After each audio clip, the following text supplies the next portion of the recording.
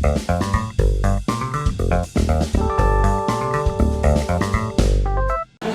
pessoal, boa tarde a todas e a todos. Podemos começar? Bom, meu nome é Rafael Marques, eu sou formado em fisioterapia aqui pela Faculdade de Medicina da USP. Durante a minha jornada na graduação, eu participei de Coletivo Negro, tive a honra de participar do Coletivo Negro da Faculdade de Medicina, que é o Coletivo Dupla-E. Participei de centro acadêmico, participei de diversos projetos. E um desses projetos, uma dessas disciplinas optativas que eu cursei, foi uma disciplina da professora Gislene, onde pude ampliar um pouco da minha visão que foi uma disciplina de políticas públicas e raça, né? E ampliei a minha visão sobre esse assunto. E no final da graduação eu emplaquei um TCC, né, um trabalho de conclusão de curso sobre história da população negra. Então, desde a graduação eu vim conversando, dialogando com a Gislene, com outros professores, e hoje estou aqui na posição de organizar esse fórum. Então, peço licença também. Atualmente estou como residente de gestão de saúde aqui no Hospital das Clínicas da Faculdade de Medicina da USP. E eu também estou especializando em Direitos Humanos e Saúde na Fiocruz. Então, obrigado pelo convite. Bom, o fórum ele foi pensado como um momento do evento para realmente ter discussão. Então, a ideia é que a gente tenha alguns convidados aqui que vão fazer falas breves, né, são falas de 10 minutos, para continuar, né, a discussão que já estava tendo sido feita desde manhã. E depois dessas falas nós vamos partir para o debate de fato. Então é interessante que vocês participem, façam perguntas, colocações, considerações, e assim o fórum vai ser alimentado de uma forma muito mais como a gente pensou de fato, de ser um espaço mais aberto do nosso evento. Bom, então eu vou convidar os integrantes da nossa mesa. Primeiro eu vou começar com a Ieda Reis. Ieda, por favor.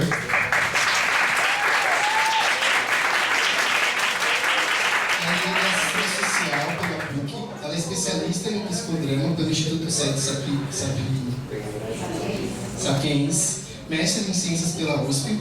A Ieda já desenvolveu trabalhos com pessoas em situações de rua, principalmente com crianças, com trabalhadores rurais, entre outros. A Ieda atua há 23 anos como assistente social na USP e ajudou a implantar o serviço social na USP Leste, bem como os auxílios financeiros para estudantes cuja implementação começou na EASH em 2005. Bom, também na mesa Nabi Oliveira. Nabi é graduado em Gestão de Políticas Públicas pela Escola de Artes, Ciências e Humanidades da USP, onde foi representante discente da congregação e no Conselho Técnico Administrativo. Também na escola integrou o grupo de trabalho na reorganização administrativa e a comissão de acompanhamento da execução orçamentária e coordenou o grupo de trabalho de permanência estudantil.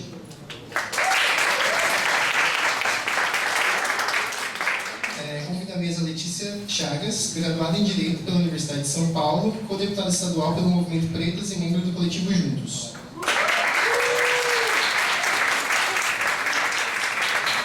Convido Lucas Módulo, mestre em Direito do Estado pela Faculdade de Direito da Universidade de São Paulo, advogado em São Paulo e assessor jurídico na Câmara dos Deputados. O Lucas é especialista em temas de ações afirmativas e métodos de controle antifraude.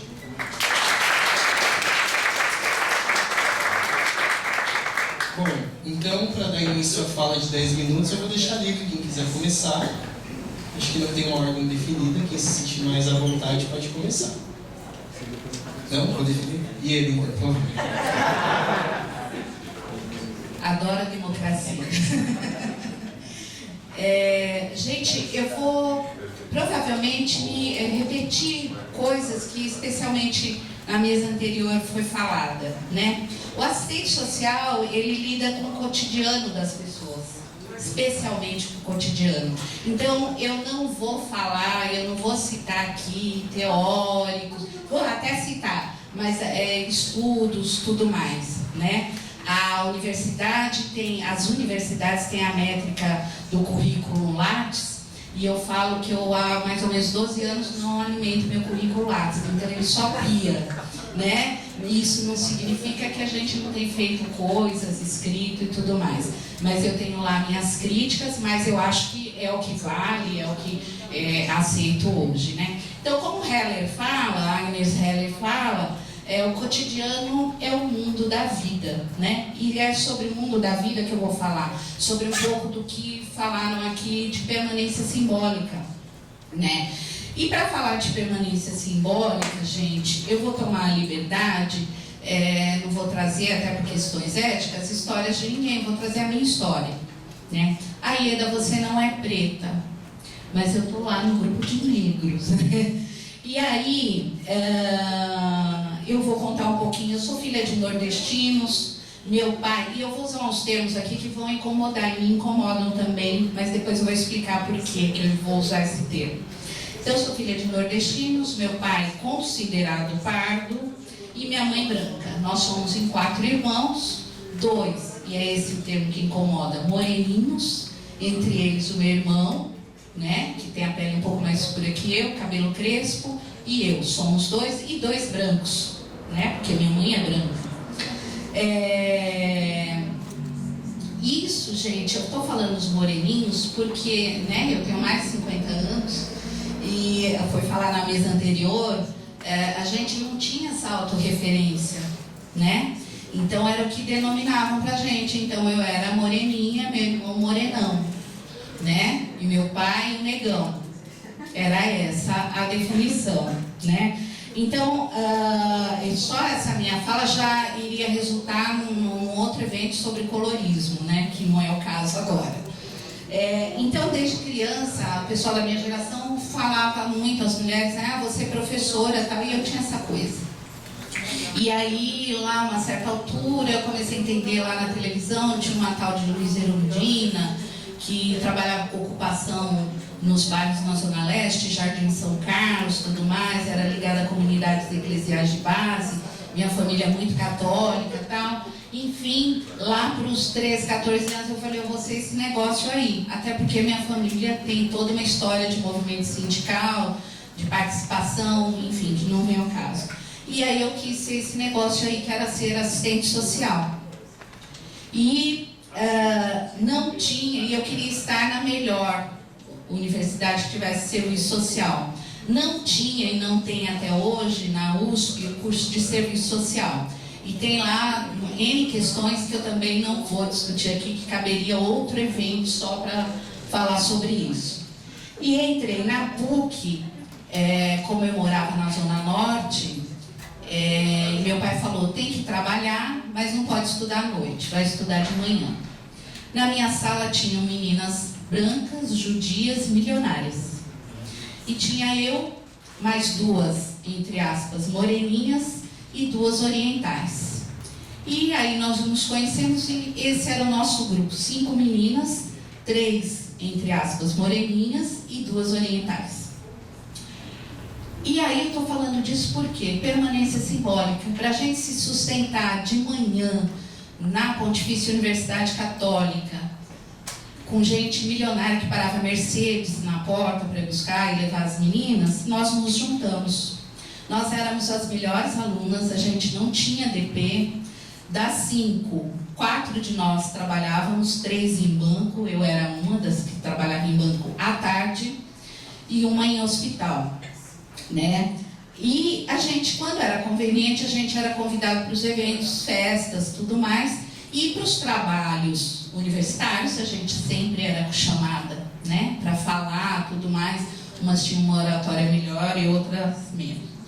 Então, eu estou contando essa história para a gente marcar um pouco sobre a permanência simbólica. E eu gosto muito, parece que tem alguém da Universidade Federal do Recôncavo Baiano, e eu não sei se ainda está aqui, eu gosto muito, até porque é minha amiga pessoal, a professora Diane Brito Reis, que é diretora lá do centro, e ela fala muito sobre permanência simbólica, né? Então, e ela fala nos trabalhos dela que o sistema de cotas trouxe à tona a possibilidade de quebra de privilégios.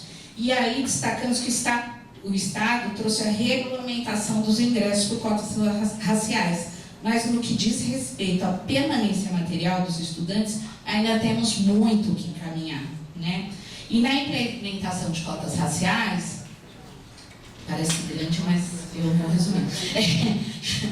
a gente tem que ter programas e projetos para essa permanência, né? Tem que ser uma política efetiva do Estado. E a professora Nilma Gomes, da UFMG, ela afirma: abrir as portas dos cursos superiores para a juventude negra, é preciso também garantir as condições adequadas de continuidade dos estudos e de formação acadêmica e científica, né? E a professora Diane, ela propõe uma definição da palavra permanência, sob o aspecto da permanência simbólica dentro das universidades, né? Então ela fala que a permanência, ouçam bem, gente, é o ato de continuar, que permita não só a constância do indivíduo, mas também a possibilidade de existência com seus pares, que era isso que eu fazia lá na PUC junto com as minhas colegas. Permanecer não pode ser entendido como simples ato de persistir, que é o que a gente está fazendo hoje, seja como estudante, seja como docente ou seja como funcionário. Não pode ser pensado como simples ato de persistir, apesar de sob todas as adversidades, mas a possibilidade de continuar estando dentro, estando junto, estando in. Pós-pandemia, o quanto a gente está junto, o quanto a gente se compõe, né? Ser reconhecido, ser visto pelo outro é a condição de existência simbólica. E aí tem a premissa do Ubuntu, né? Eu só existo se o outro me reconhece. E se o outro me reconhece como legítimo, aumentam minhas chances de fazer parte, de estar junto, né? O Larry, que é um sociólogo francês que fala sobre educação e sobre sucesso escolar nos meios populares, ele coloca que as condições de existência, e eu acho bastante importante isso, são antes de tudo as condições de coexistência. E aí, segundo ele, e a professora Ediane concorda, e eu também, consideremos coexistência como permanência simbólica, gente, e existência como permanência material, né? Tô correndo aqui que daqui a pouco vou apanhar, eu tô fingindo que eu não tô vendo ele aqui do meu lado. As políticas de acesso ao ensino superior trouxeram uma presença importante e marcante de estudantes pretos e pobres. Há cursos historicamente que não se observava a nova presença. Então, quando a gente vê, eu vejo a colega, por exemplo, da medicina da USP, quando chega aluno que precisa de permanência estudantil, não só da fisioterapia e tal, mas da própria medicina, parece que é como isso, né? Eu já ouvi de docente falar assim: essas histórias que você conta, você precisa comprovar, que foi o que o professor Alessandro falou aqui, de trazer números, né? Porque parecem lendas, né? Quando eu digo que uma aluna tem 4 filhos, precisa da bolsa, porque o marido também é estudante, ele quer estar na USP, ele tem direito de estar na USP, e ele e ela passaram no vestibular, né? Não é lenda, é um fato que tem que estar acontecendo, né? Então, nós, assistentes sociais da USP, que eu estava falando para a Letícia, que a gente tem, as pessoas têm uma visão da gente como se a gente fosse a bruxa do 71 do Chaves, né? Mas a gente fala sobre permanência numa perspectiva marxista, que a professora Potiara Pereira, ela fala sobre necessidades humanas. Quando a gente fala de necessidades humanas e não fala de mínimos sociais, a gente está falando de necessidade dos coletivos, dos valores, finalidades para a existência, né? E aí, gente, eu vou deixar para discussão, porque a gente, quando fala de permanência simbólica, a gente fala também, tem um professor da psicologia da USP que fala da questão, e eu vou só destacar isso e terminar aqui, da humilhação social, né? Que é disparada a partir do enigma da desigualdade. Essa ideia de enigma se dá devido à dificuldade de se decifrar a mensagem do porquê nos acham inferiores. A humilhação social é um sofrimento provocado pelo impacto psicológico dessa mensagem enigmática e representa a impossibilidade de ser reconhecido como igual. Então, às vezes, eu entro numa sala de aula, eu vou num evento, tudo mais, e a gente sente olhares, sente o incômodo e a gente não percebe porque é o enigmático, né? Então isso tem a ver com a permanência simbólica, quando o professor que tem um aluno que é chapa, quem não sabe o que é chapa é o cara que carrega e descarrega caminhão e ganha, quanto mais descarregar caminhão, mais ele ganha, e ele chega atrasado na aula, e isso eu estou falando um fato verídico, e vai lá explicar ao professor porque chegou atrasado na aula, e o professor fala assim: se você quer estar na USP, você não precisa trabalhar, você não tem que trabalhar. Ou a aluna que faz curso de História Medieval, e o professor passa um livro em francês, e ela vai lá e fala: olha, não tem uma outra bibliografia, eu sei que essa é essencial, é bacana, tal.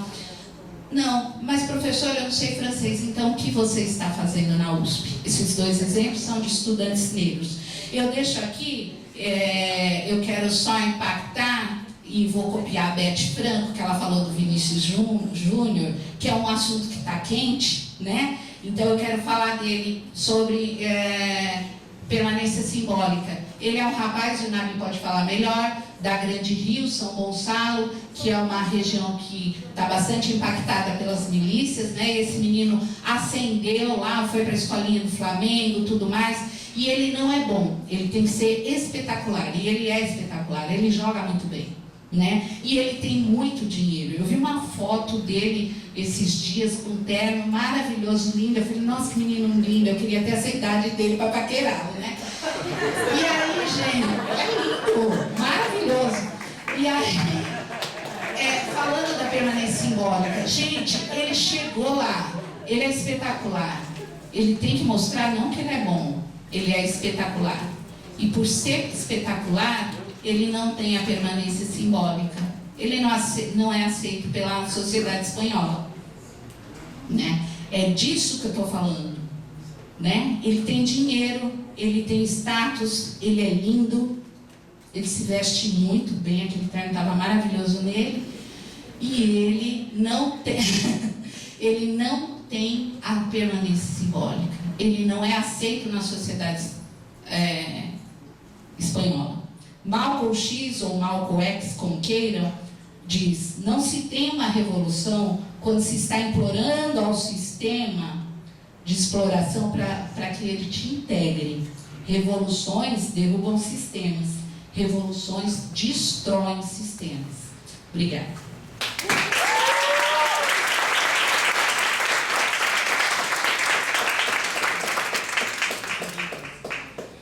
Bom, só esqueci de falar duas coisas que eu acho que é importante. O Nabi está fazendo a relatoria aqui da nossa discussão. Todas as falas e considerações vão ser anotadas e vão participar de um relatório final, que é um relatório que é muito importante também para fazer uma documentação do que a gente discutiu aqui, né? Então, por isso que é importante a participação de todos quando terminar as falas, tá? Lucas, por favor. Oi, pessoal. Boa tarde. Bom, me chamo Lucas. Eu vim para cá de manhã pensando numa fala, estava até conversando com os meus colegas de mesa, ia falar um pouco da minha experiência na construção do comitê antifraude aqui da universidade, mas como eu acompanhei boa parte das mesas do dia, eu tive que reestruturar um pouco das minhas reflexões e me lembrei também, vim com essa reflexão, mas não estava pensando em falar exatamente disso, mas eu me lembrei que há um ano e meio, eu recebi um convite da Defensoria Pública do Estado de São Paulo para publicar um artigo numa edição que tinha como tema principal o balanço das ações afirmativas nesse aniversário de 10 anos. Estávamos discutindo principalmente a revisão da 12.711, e aí, na oportunidade, eu encaminhei para a revista um artigo sobre a nossa experiência da USP. Eu falo nossa, mas imagino que não estejamos apenas entre pesquisadores, estudantes, profissionais da Universidade de São Paulo, né?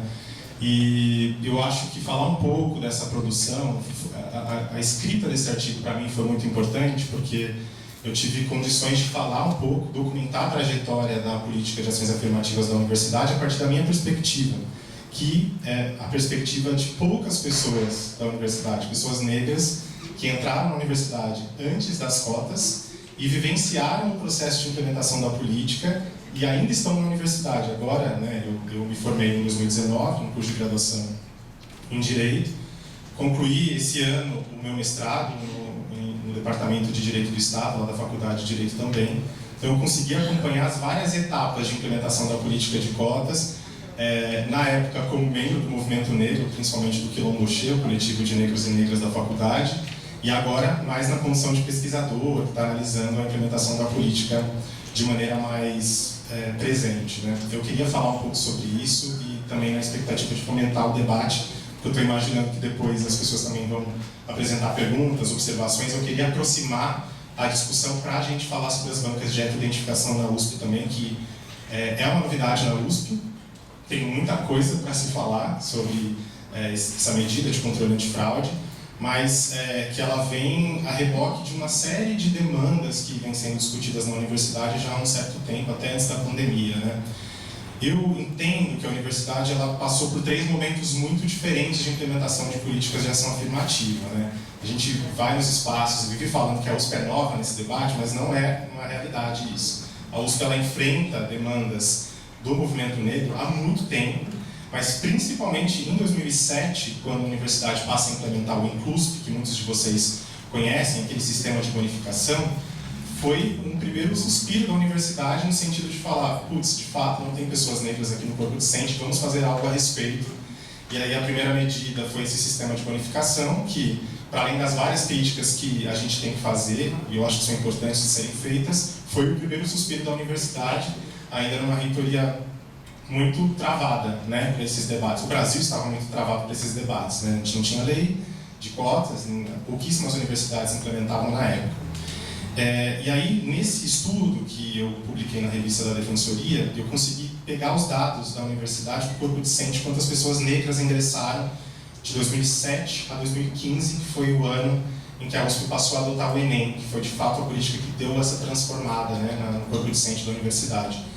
E é muito curioso porque não teve mudança, né? A gente teve 10% de pessoas pretas e pardas em 2007, quando a gente olha os dados de 2015, os mesmos 10%, até um pouco menos, para ser bem honesto com vocês.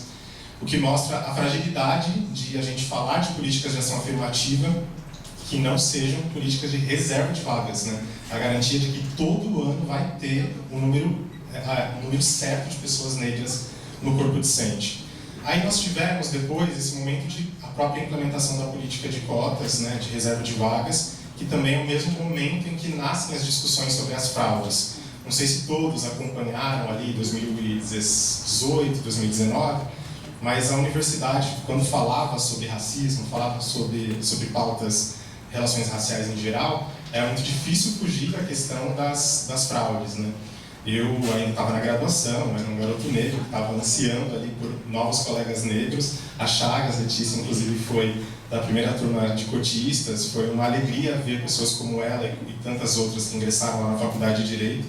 Mas a frustração foi muito maior do que a alegria quando a gente descobriu que, na nossa percepção do movimento negro, a maior parte das vagas estava sendo ocupada por pessoas que não tinham a fenotipia negra, né? E aí nasce todo esse debate que é ultra sensível. Eu falo nasce porque nasce na USP, mas as mesas da manhã mostraram, e do início da tarde, mostraram que esse não é um debate nem um pouco novo. Tem universidades implementando bancas de identificação há bastante tempo. Obrigado. E, enfim, na época a gente tentou organizar um pouco dessa indignação, porque como muitas universidades fizeram, né, no momento desse primeiro contato com as fraudes, foi a imprensa, foi o Twitter, foi o constrangimento de postar foto do fraudador, de fazer todo esse movimento que acaba mais desgastando o movimento negro do que fortalecendo a demanda, né? E a nossa ideia ali foi, gente, calma, vamos sentar, vamos pensar, vamos ler o edital da universidade, vamos ver o que a gente pode fazer para contribuir com a construção de uma alternativa para isso. E aí foi daí que surge o Comitê Antifraude, né, que é essa organização extraoficial, e a gente se encarregou de centralizar as denúncias de fraude que ocorriam em várias unidades de ensino e pesquisa da USP. Nessa oportunidade a gente contou também com uma colaboração muito presente da Defensoria Pública do Estado de São Paulo, inclusive na figura do próprio Vinícius, que participa da organização do evento. E a gente teve algumas conquistas importantes, né, a expulsão de algumas pessoas, um garoto branco em especial, do Instituto de Relações Internacionais.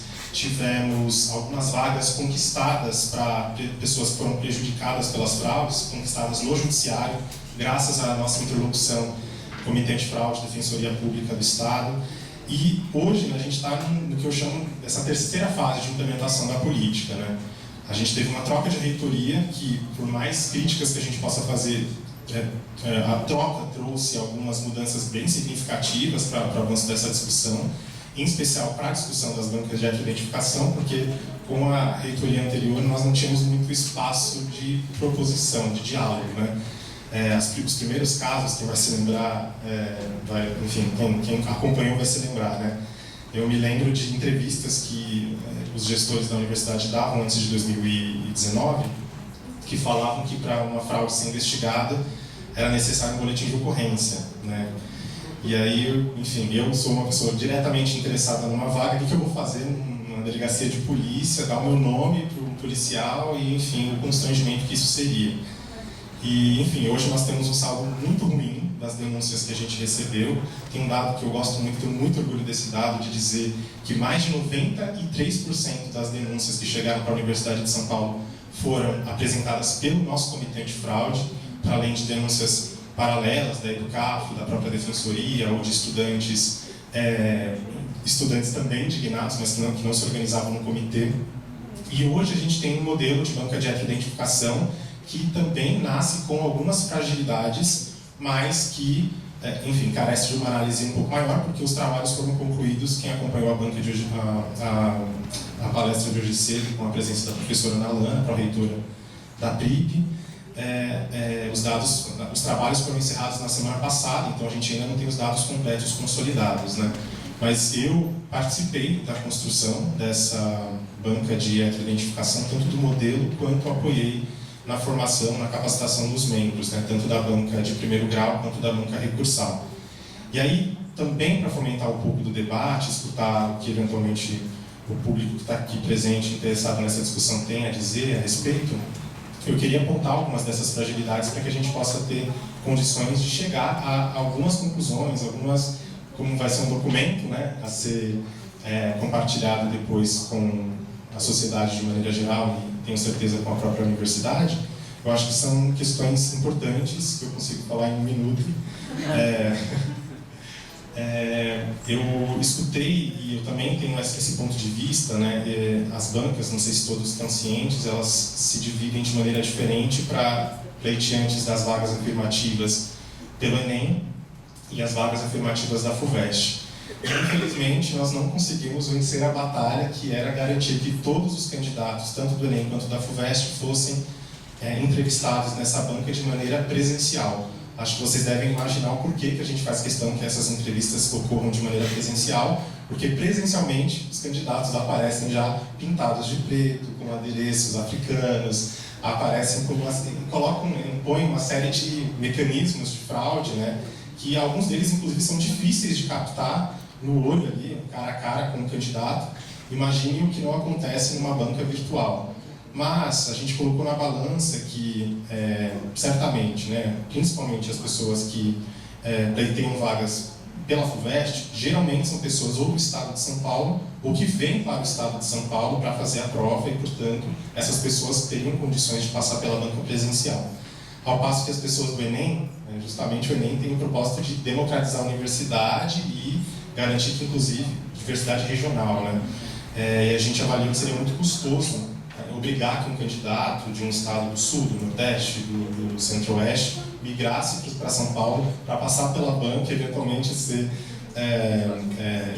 ter a sua autodeclaração indeferida pela banca. Essa e algumas questões outras que eu acho que a gente pode ir afinando ao longo da discussão. Eu tenho, enfim, a gente ainda não tem condições de dizer, afirmar com toda certeza, até porque eu não sou um representante da PRIP, né? Eu acompanhei na condição de pesquisador e também especialista nessa discussão, mas eu tenho certeza que no momento que a PRIP publicizar o relatório, que vai mostrar os dados de quantas pessoas passaram pela banca, quantas foram indeferidas, quantas apresentaram recursos, quantos casos foram para o Poder Judiciário, que é um risco enorme que a gente corre, né, na Universidade de São Paulo, Porque se a gente tem algumas desconfianças em relação a quem está fazendo análise na USP, imaginem a desconfiança que a gente não tem quando esse caso acaba na mão de um juiz, provavelmente formado na faculdade que eu me formei, então eu sei muito bem quem são esses profissionais. Gente, obrigado, foi um prazer estar aqui com vocês, eu me coloco à disposição para conversar mais a respeito.